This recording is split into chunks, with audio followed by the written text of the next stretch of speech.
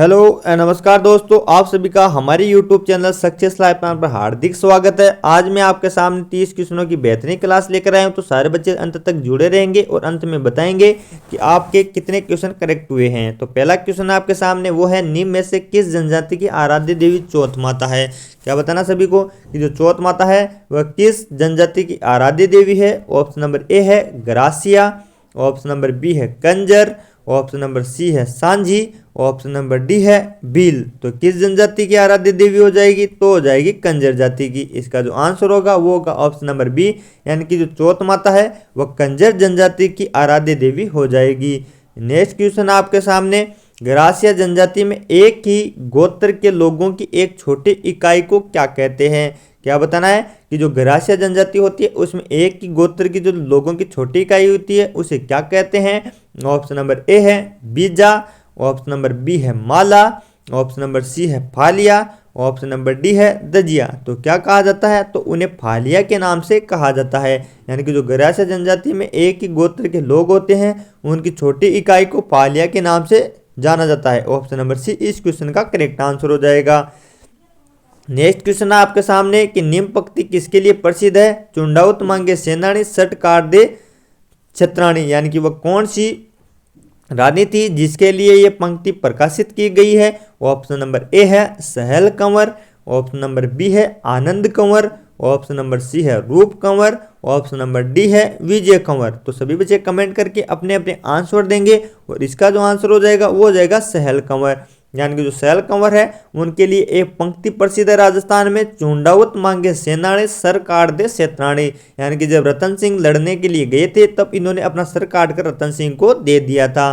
Next question आ जाता है, जयपुर को गुलाबी रंग निम्न में से किसके द्वारा दिया गया था।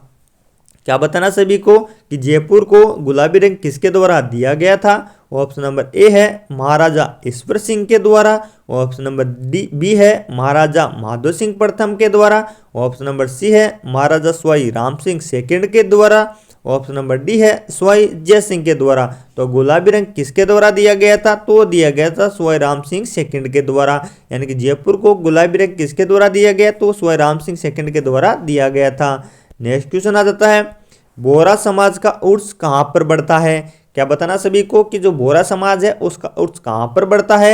ऑप्शन नंबर ए है बाड़मेर में, ऑप्शन नंबर बी है अजमेर में, ऑप्शन नंबर सी है गलियाकोट में, ऑप्शन नंबर डी है उदयपुर में। तो ये कहाँ पर बढ़ता है, तो ये गलियाकोट में बढ़ता है। यानी कि बोहरा समाज का उर्स कहाँ पर बढ़ता है, तो गलियाकोट में बढ़ता है। नेक्स्ट क्वेश्चन आ जाता है, महाराणा प्रताप की जन्म स्थली कौन सी है। क्या बताना सभी को जो महाराणा प्रताप है उनकी जन्म स्थली कौन सी है। ऑप्शन नंबर ए है चित्तौड़, ऑप्शन नंबर बी है उदयपुर, ऑप्शन नंबर सी है Haldi Ghati, option number D है कुंभलगढ़। तो महाराणा प्रताप की जन्म स्थली कौन सी हो जाएगी, तो हो जाएगी कुंभलगढ़। यानी कि ऑप्शन नंबर डी इस क्वेश्चन का करेक्ट आंसर है। महाराणा प्रताप की जन्म स्थली कौन सी है, तो वो कुंभलगढ़ हो जाएगी।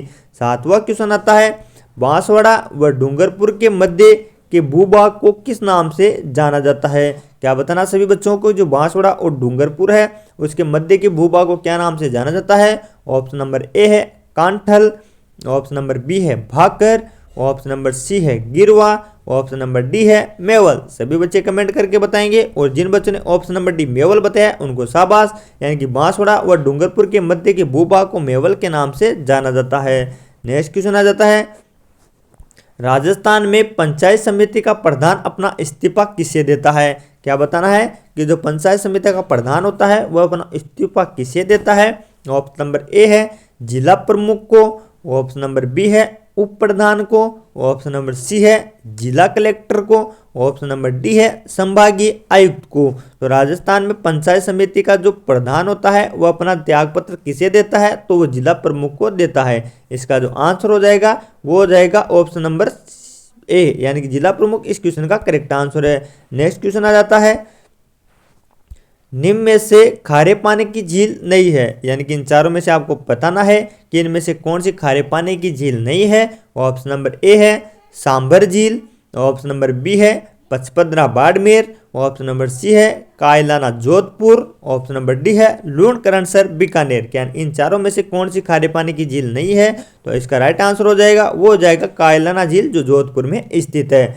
जबकि सांबर झील, पचपदरा झील और लूणकरण झील ये सारी की सारी किसकी झीलें हो जाएगी? तो ये खारे पानी की झीलें हो जाएगी। नेक्स्ट क्वेश्चन आ जाता है माहौट क्या है? क्या बताना सभी बच्चों को कि माहौट क्या है? ऑप्शन नंबर ए है राजस्थान के पहाड़ी क्षेत्रों में पैदा होने वाली वनस्पति। ऑप्शन नंबर बी है राजस्थान में शीत ऋतु में होने वाली वर्षा। ऑप्शन नंबर सी है सूखाग्रस्त क्षेत्रों में पशुओं के लिए उगाए जाने वाला चारा।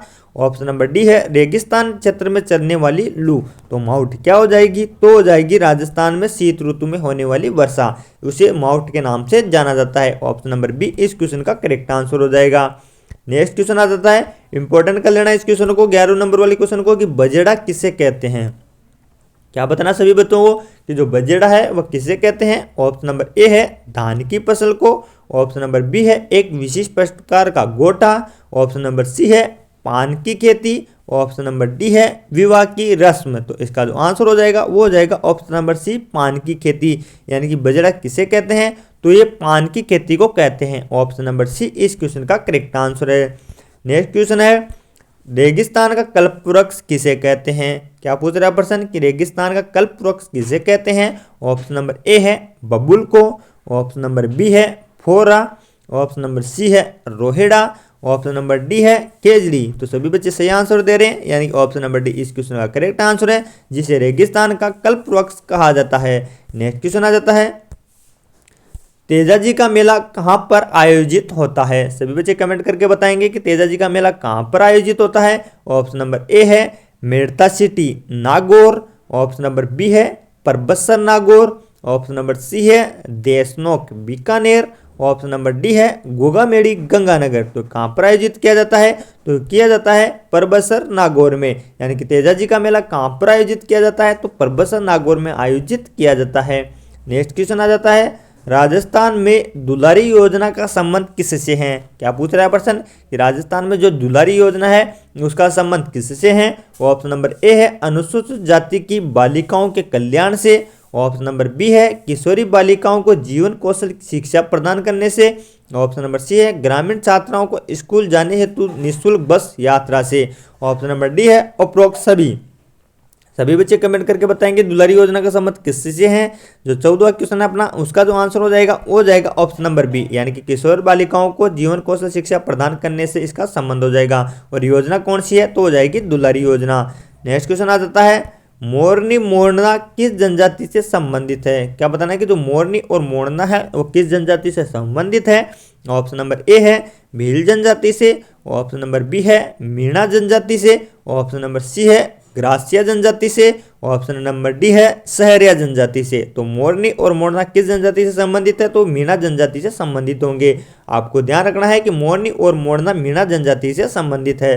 नेक्स्ट क्वेश्चन आ जाता है गोरबंद आभूषण है। क्या पूछ रहा है कि जो गोरबंद आभूषण है वो किसका है? ऑप्शन नंबर ए है राजस्थानी महिलाओं द्वारा गले में पहनने का। ऑप्शन नंबर बी है राजस्थानी महिलाओं द्वारा विवाह के समय पहनने वाला विशेष आभूषण। ऑप्शन नंबर सी है ऊंट के गले का। ऑप्शन नंबर डी है महिलाओं के हाथ में पहनने वाला बाजूबंद। तो इसका जो राइट आंसर हो जाएगा वो जाएगा ऑप्शन नंबर सी ऊंट के गले का आभूषण। यानी गोरबंद क्या है? तो ऊंट के गले का आभूषण हो जाएगा। नेक्स्ट क्वेश्चन आ जाता है तिरिया तेल हमीरहट चढ़े ना दूजी बार, यह किस दुर्ग के शासक से संबंधित है? ये क्वेश्चन इंपॉर्टेंट कर लेना। जो तिरिया तेल हमीरहट चढ़े ना दूजी बार ये कथन किसके लिए कहा गया है? ऑप्शन नंबर ए है रणथंभौर के लिए। ऑप्शन नंबर बी है मेहरानगढ़ के लिए। ऑप्शन नंबर सी है चित्तौड़गढ़ के लिए। ऑप्शन नंबर डी है आमेर के लिए। तो किसके कहा गया है कि जो रणथंभौर के शासक हमीर थे उनके लिए बात कह गई है कि तिरिया तेल हमीरहट चढ़े ना दूजी बार। तो वो कहाँ के शासक थे? तो रणथंभौर के शासक हो जाएंगे। नेक्स्ट क्वेश्चन आ जाता है फायरे फायरे किस जनजाति का रणघोष है? क्या बताना है कि जो फायरे फायरे हैं वह किस जनजाति का रणघोष हो जाएगा? ऑप्शन नंबर ए है भील जनजाति का। ऑप्शन नंबर बी है ग्रासिया जनजाति का। ऑप्शन नंबर सी है डामोर जनजाति का। ऑप्शन नंबर डी है मीणा जनजाति का। तो फायरे फायरे किसका हो जाएगा? तो हो जाएगा भील जनजाति का। यानी कि भील जनजाति का रणघोष क्या हो जाएगा? तो हो जाएगा फायरे फायरे। नेक्स्ट क्वेश्चन आ जाता है राजस्थान राज्य अभिलेखागार कहाँ पर स्थित है? क्या बताएंगे सारे बच्चे कमेंट करके कि राजस्थान राज्य अभिलेखागार कहाँ पर स्थित है?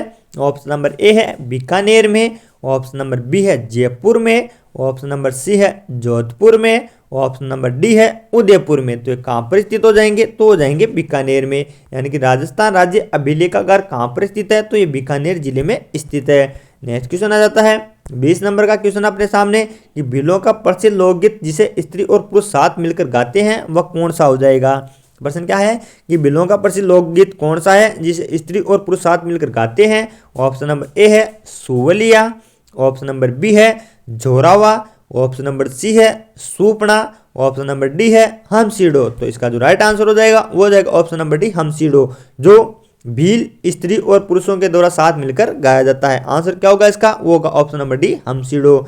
नेक्स्ट क्वेश्चन आ जाता है रेगिस्तान का जल महल किसे कहा जाता है? क्या पूछ रहा है प्रश्न कि रेगिस्तान का जल महल किसे कहा जाता है? ऑप्शन नंबर ए है सरदा रानी की बावड़ी, ऑप्शन नंबर बी है बाटाडू का कुआं बाड़मेर, ऑप्शन नंबर सी है रानी जी की बावड़ी, ऑप्शन नंबर डी है महिला बाग झालरा जोधपुर। तो किसको कहा जाता है? तो कहा जाता है बटाडू का कुआं बाड़मेर। जिन बच्चों ने ऑप्शन नंबर बी बताया उनको शाबाश। यानी कि रेगिस्तान का जल महल किसे कहा जाता है? तो बटाडू के कुएं बाड़मेर को कहा जाता है।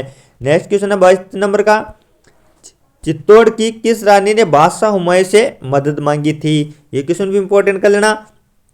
ये चित्तौड़ की वह कौन सी रानी है जिसने बादशाह हुमायूं से मदद मांगी थी? ऑप्शन नंबर ए है रानी कर्णावती, ऑप्शन नंबर बी है रानी पद्मिनी, ऑप्शन नंबर सी है रानी परिमल देवी, ऑप्शन नंबर डी है रायल कुंभल देवी। तो कौन हो जाएगी? वो रानी थी कर्मावती। यानी कि जो रानी कर्णावती बोल दो यानी रानी कर्मावती, दोनों एक ही है, जिन्होंने हुमायूं को राखी भेजकर अपने चित्तौड़ की रक्षा के लिए मांगी थी। नेक्स्ट क्वेश्चन आ जाता है बाड़मेर प्रिंट किस नाम से जानी जाती है? प्रश्न क्या है कि जो बाड़मेर की प्रिंट है वो किस नाम से जानी जाती है? ऑप्शन नंबर ए है बादला, ऑप्शन नंबर बी है अजरक, ऑप्शन नंबर सी है फड़, ऑप्शन नंबर डी है पिछवाई। तो किस नाम से जानी जाती है? तो बाड़मेर की प्रिंट अजरक प्रिंट के नाम से जानी जाती है। इसका राइट आंसर हो जाएगा वो जाएगा ऑप्शन नंबर बी अजरक, जो बाड़मेर प्रिंट के नाम से भी जानी जाती है। नेक्स्ट क्वेश्चन आ जाता है पटुओं की हवेली कहाँ पर स्थित है? क्या बताना सभी को कि जो पटुओं की हवेली है वो कहाँ पर स्थित है? ऑप्शन नंबर ए है उदयपुर में, ऑप्शन नंबर बी है जैसलमेर में, ऑप्शन नंबर सी है जोधपुर में, ऑप्शन नंबर डी है झुंझुनू में। तो पटुओं की हवेली कहाँ पर स्थित हो जाएगी? तो ये जैसलमेर जिले में स्थित है। इसका जो राइट आंसर हो जाएगा वो हो जाएगा ऑप्शन नंबर बी, जहां पर पटुओं की हवेली स्थित है। 25 नंबर का क्वेश्चन है मेजा बांध कहाँ पर स्थित है? क्या बताना सभी को कि मेजा बांध कहाँ पर स्थित है? ऑप्शन नंबर ए है भीलवाड़ा में, ऑप्शन नंबर बी है बांसवाड़ा में, ऑप्शन नंबर सी है अजमेर में, ऑप्शन नंबर डी है उदयपुर में। तो मेजा बांध कहाँ पर स्थित है? तो ये भीलवाड़ा जिले में स्थित है। इसका राइट आंसर क्या होगा? तो वो होगा ऑप्शन नंबर ए भीलवाड़ा, जहां पर मेजा बांध स्थित है। 26 नंबर का क्वेश्चन आ जाता है शुष्क वन अनुसंधान आपरी कहाँ पर स्थित है? अभी क्या बताना है कि जो आपरी है वो कहाँ पर स्थित है? ऑप्शन नंबर ए है नागौर में, ऑप्शन नंबर बी है बीकानेर में, ऑप्शन नंबर सी है जैसलमेर में, ऑप्शन नंबर डी है जोधपुर में। तो ये आपरी कहाँ पर स्थित हो जाएगी? तो ये जोधपुर जिले में स्थित है। जिन बच्चों ने ऑप्शन नंबर डी बताया उनको शाबाश, जहां पर शुष्क वन संस्थान या आपरी स्थित है। ऑप्शन नंबर डी जोधपुर इसका राइट आंसर हो जाएगा। नेक्स्ट क्वेश्चन आ जाता है प्रसिद्ध बेणेश्वर धाम कहाँ पर स्थित है? जो आदिवासी जहाँ पर आदिवासियों का कुंभ लगता है बेणेश्वर धाम में, वो कहाँ पर स्थित है? ऑप्शन नंबर ए है नवाटापुरा गांव में, ऑप्शन नंबर बी है देसुरी गांव में, ऑप्शन नंबर सी है बुम्बट गांव में, ऑप्शन नंबर डी है इनमें से कोई नहीं। तो प्रसिद्ध बेणेश्वर धाम कहाँ पर स्थित हो जाएगा? तो नवाटापुरा गांव में स्थित हो जाएगा। प्रसिद्ध बेणेश्वर धाम कहाँ पर स्थित है? तो नवाटापुरा गांव में स्थित है। नेक्स्ट क्वेश्चन आ जाता है राजस्थान में नवाबों की नगरी के नाम से विख्यात है। क्या पूछ रहा है प्रश्न? राजस्थान में नवाबों की नगरी किसे कहा जाता है? ऑप्शन नंबर ए है अजमेर को, ऑप्शन नंबर बी है भरतपुर को, ऑप्शन नंबर सी है टोंक को, ऑप्शन नंबर डी है सिरोही को। तो राजस्थान में नवाबों की नगरी किसे कहा जाता है? तो वो कहा जाता है टोंक को। ऑप्शन नंबर सी इस क्वेश्चन का करेक्ट आंसर हो जाएगा, जिसे नवाबों की नगरी के नाम से जाना जाता है। नेक्स्ट क्वेश्चन आ जाता है सुवटिया लोकगीत का संबंध किससे है? क्या बताना सभी बच्चों को कमेंट करके कि जो सुवटिया लोकगीत है उसका संबंध किससे है? ऑप्शन नंबर ए है ग्रासिया स्त्री से, ऑप्शन नंबर बी है सती स्त्री से, ऑप्शन नंबर सी है वीरांगना स्त्री से, ऑप्शन नंबर डी है भील स्त्री से। तो इसका आंसर क्या हो जाएगा? तो हो जाएगा ऑप्शन नंबर डी भील स्त्री से। आपको ध्यान रखना है कि सुवटिया लोकगीत का संबंध किससे है? तो वो भील स्त्री से हो जाएगा। और लास्ट क्वेश्चन है अपना 30 नंबर का, वो क्या है? किस मंदिर के बारे में कहा जाता है कि उसके निर्माण में पानी के स्थान पर घी इस्तेमाल किया गया था? 30 नंबर का क्वेश्चन है जो अपने आज टेस्ट सीरीज का लास्ट क्वेश्चन है। ऑप्शन नंबर ए है श्रीनाथ जी मंदिर नाथद्वारा, ऑप्शन नंबर बी है भांडानेसा जैन मंदिर बीकानेर, ऑप्शन नंबर सी है सांवळिया मंदिर चित्तौड़गढ़, ऑप्शन नंबर डी है जामेश्वर महादेव उदयपुर। तो इसका जो राइट आंसर हो जाएगा वो हो जाएगा ऑप्शन नंबर बी, जो भांडाना साह जैन मंदिर बीकानेर है उसके बारे में ये कहावत प्रचलित है कि जब इसका निर्माण किया गया तो इसमें घी का इस्तेमाल किया गया था। तो ये थी अपनी 30 क्वेश्चनों की बेहतरीन क्लास। अब आपको कमेंट करना है और बताना है कि आपके 30 में से कितने क्वेश्चन करेक्ट हुए हैं। तो सभी बच्चों का दिन शुभ हो। मिलते हैं कल इसी प्रकार की बेहतरीन क्लास के साथ। तब तक के लिए जय हिंद जय भारत।